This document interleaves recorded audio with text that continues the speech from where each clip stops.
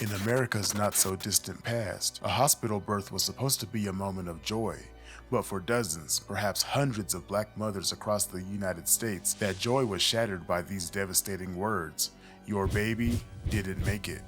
But what if those babies didn't pass? What if they were stolen, taken from their mothers without consent, and placed into a secretive adoption network? This is a story that has emerged from the shadows of American healthcare history, a story of exploitation, racism, and the fight for truth decades later. Homer G. Phillips Hospital in St. Louis, Missouri was once one of the few hospitals training black doctors and nurses during segregation. But in 2015, a shocking pattern began to emerge when Zella Jackson Price, then 76 years old, was contacted by a daughter she never knew existed. Hello, strangers. Welcome back to the Strange Bar and Grill. I'm your host, JP. Today we have a story that is going to shock most parents. What would you do if you thought your child died at birth? Then one day, you get a knock at your front door that sends your life into a tailspin.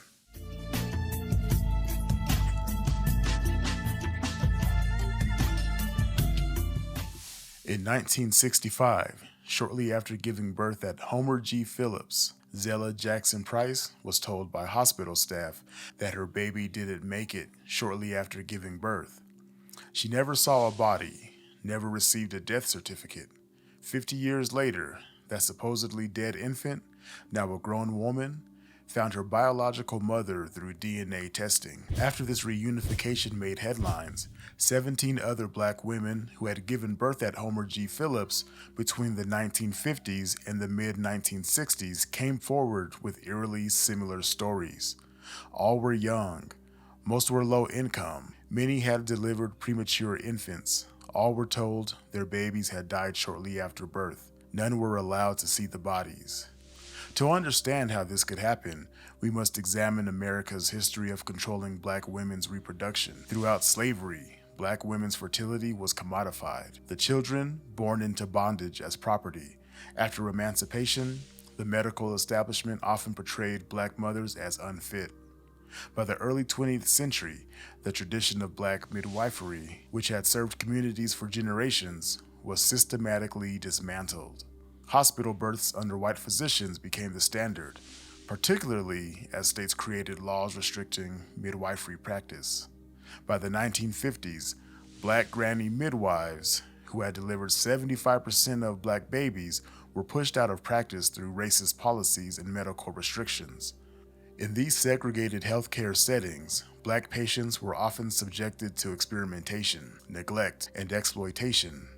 Medical decisions were frequently made without their consent or knowledge, a practice with roots in slavery, when enslaved women were used for gynecological experiments without anesthesia by physicians like J. Marion Sims, once celebrated as the father of modern gynecology. But he was far from a hero. He was a sick, twisted man. According to investigations and legal documentation, these supposedly deceased infants may have been channeled into private adoption networks. The demand for healthy black infants among middle-class black families who couldn't have children created a market. And anytime there's a market for something, it will be exploited. And guess who's easy to exploit?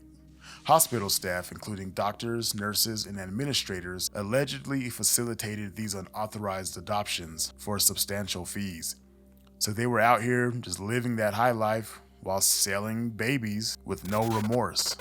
The system was devastatingly simple. Tell the birth mother, often young, unmarried, or facing her first pregnancy, that her baby had died. Move quickly to process paperwork without allowing the mother to see the body. Place the living infant with an adoption agency or directly with the family willing to pay significant fees.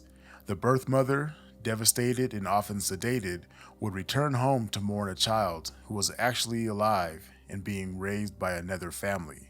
So let that sink in.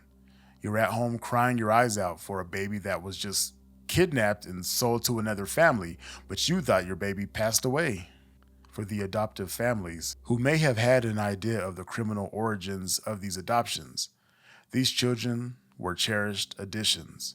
Many adoptees grew up loved and well cared for, never knowing the traumatic circumstances of their separations from their birth mothers.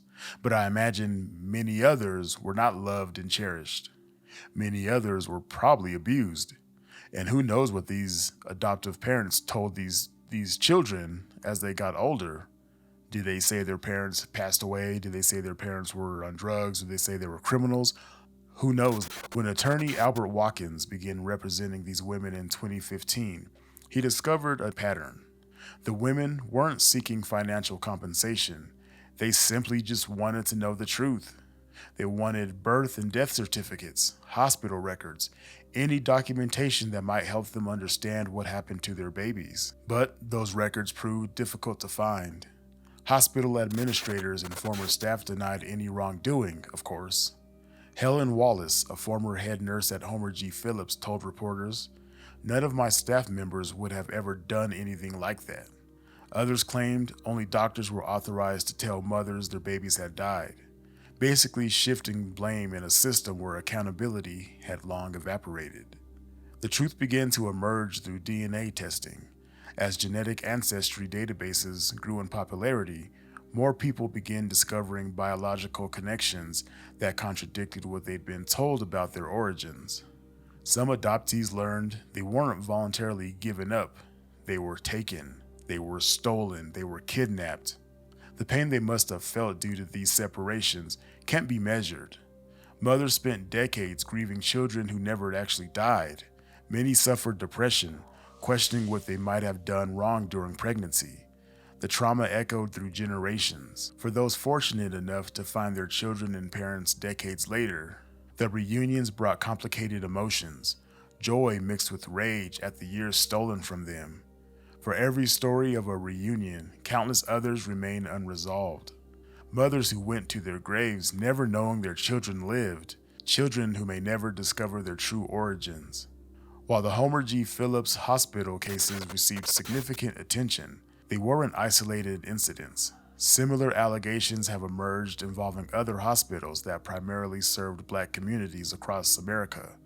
The true scope remains unknown, as many records have been destroyed, hospitals closed, and witnesses passed away. These cases exist within the broader context of America's shameful statistics on Black maternal and infant health. As the Centers for Disease Control reports, Black infants still die at more than twice the rate of white infants. Black women are 3 to 4 times more likely to die from pregnancy-related causes than white women.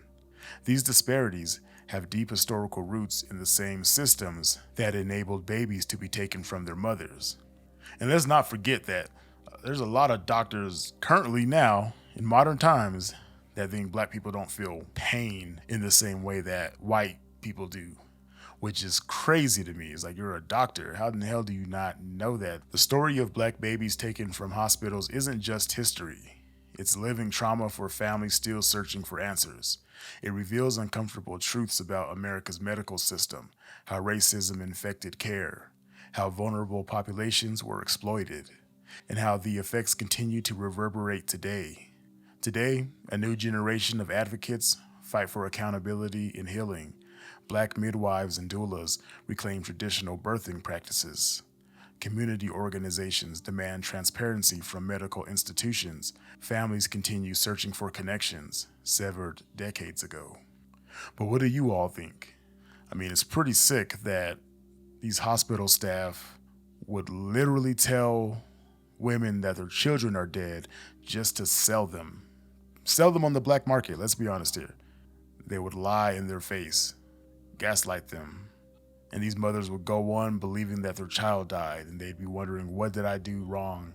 How is this my fault, right? Because that's typically what happens. You blame yourself when something goes wrong. And the whole time, it's crooked ass doctors. And I mean, let's be honest here. Black or white, we know that the hospital system or the birthing practice, the birthing system, they treat it as a medical procedure. And there's a lot of negatives that come with that. I won't even pretend to act like I know, but I just know this is what my wife told me. They want to get women in and out as quick as possible. They don't really care about the health of the patient, in my opinion. So, yeah, there's definitely something there. Anyway, guys, that's it for today. Be safe, be good.